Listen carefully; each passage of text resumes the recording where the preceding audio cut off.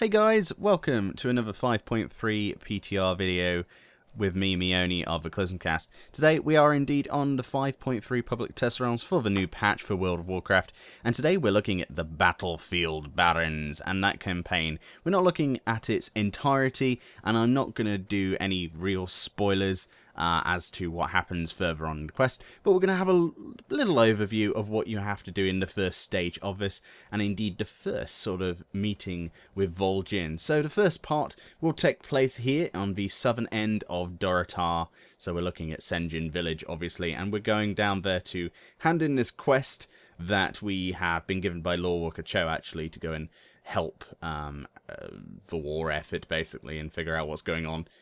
You may have seen that from a previous video I did on the scenarios. If you followed my videos, then you'll know where we're going. So anyway, let's go down here, and there's a bit of some text here. I'll read it in a troll voice for you. Yeah, and I'll talk afterwards, okay? I've been waiting for ya, hero. This be a time of reckoning. Welcome to Sen'jin village, man. I know you be walking far to see Vol'jin, leader of the Dark Spear, but I must ask ya to wait a little longer. Let us speak. Walk with me, Warlock. Vol'jin be seeing ya in just a moment.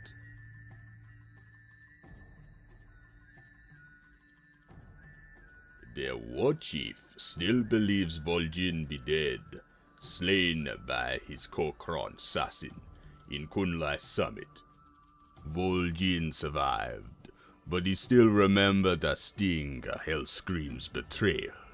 Darkspear never die. When Vol'jin came back to us, I saw he was changed.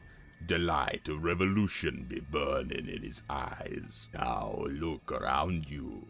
The Darkspear rebellion begins. Hellscream's worst nightmare.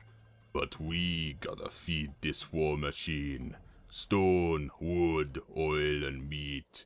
We be needing them in large supply, and that's where we need you, sister.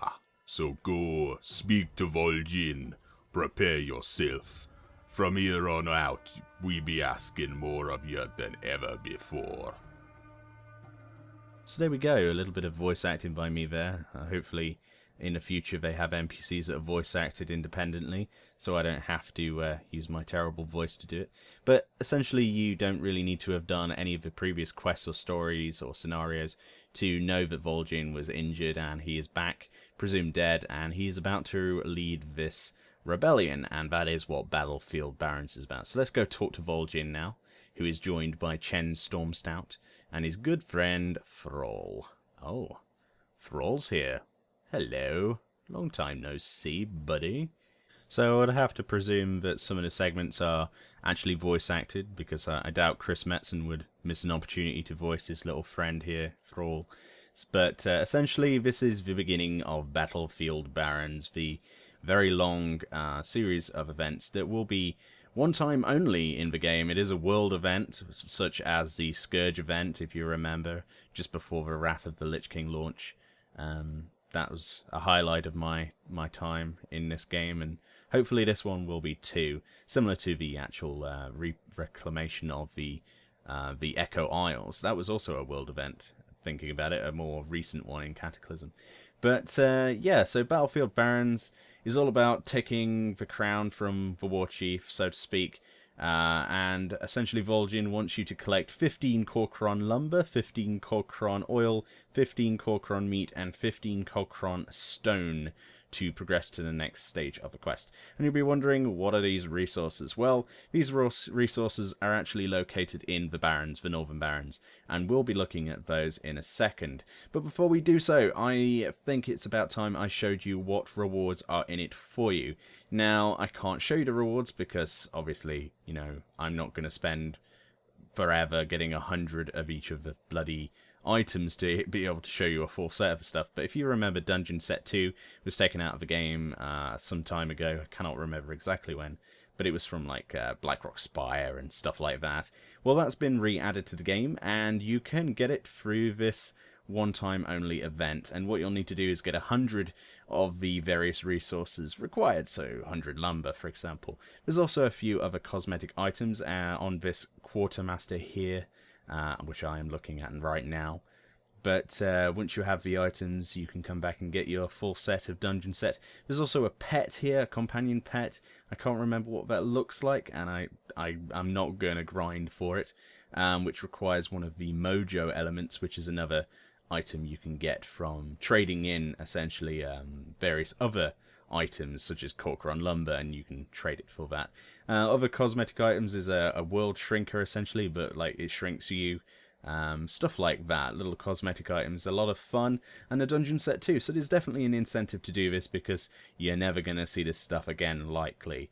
So what is Battlefield Barrens, and how do we get these resources? Well, if we look at the map and look at the Northern Barrens where this takes place in the same place as you level, essentially, but it is phased. So it's a bit of an elaborate form of phasing. I'm not sure exactly how it worked because there was no lobbies in the area on the PTR to see this, but I presume it just takes place in a separate phase where these mobs are obviously level 90 and hurt. And you go to the various areas. It's all marked on the map for the oil, the stone, the meat, and the lumber. The lumber mill is to the north, for example. I'm just flying over each one of them. The oil field, for example, has a load of goblins that are under Garrosh's charge, mining away, and you can either collect barrels or kill them for the oil. And essentially the horde of the mobs, such as like the overseers, have a little bit more health in the various places, and they will actually give you more of the items than, say, just killing a peon, who will only give you one of each of the resources.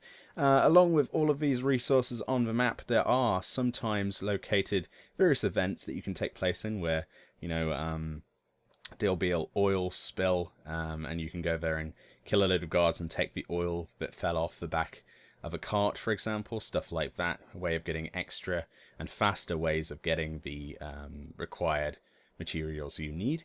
Also, there are rare elites. I call them rare elites even though they're not rare, but they do have a respawn timer. They do show up on your map as a skull, a red skull, so you can go over and fly there now.